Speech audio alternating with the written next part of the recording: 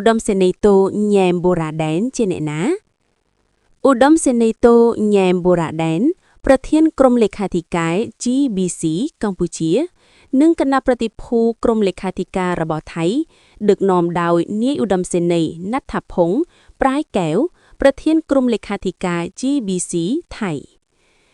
លោកឧត្តមសេនីយ៍តូញ៉ែមបូរ៉ាដែនគឺជាមន្ត្រីជាន់ខ្ពស់មួយរូបនៅក្នុងជួរកងយោធាពលខេមរៈភូមិន្ទនិងជាបញ្ញាវន្តយោធាដ៏លេចលាស់ដ៏មួយរូបនៅកម្ពុជានេះគឺជាព័ត៌មានសង្ខេបអំពីលោក1តួនាទីបច្ចុប្បន្នលោកមានឋានន្តរស័ក្តិជាឧត្តមសេនីយ៍តូផ្កាយ2ហើយលោកកាន់តួនាទីសំខាន់មួយចំនួនដូចជានាយករងមន្ទីរអប់រំចិត្តសាស្ត្រនៃក្រសួងការពារជាតិសាស្ត្រាចារ្យនិងជាអ្នកស្រាវជ្រាវផ្នែកយុទ្ធសាស្ត្រយោធានិងប្រវត្តិសាស្ត្រការសិក្សានិងចំណេះដឹងលោកត្រូវបានគេស្គាល់ថាជាមន្ត្រីយោធាដែលមានចំណេះដឹងជ្រៅជ្រះដែលលោកបានបញ្ចប់ការសិក្សាកម្រិតខ្ពស់នៅបរទេស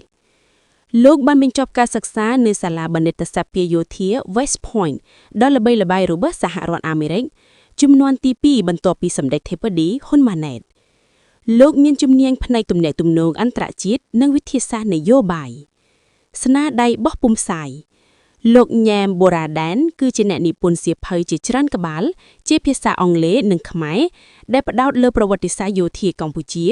និងបញ្ហាសន្តិសុខតំបន់ស្នាដៃមួយចំនួនដែលល្បីមានដូចជាការវិភាគលើបញ្ហាសមុទ្រខាងចិននិងភូមិសាស្ត្រនយោបាយ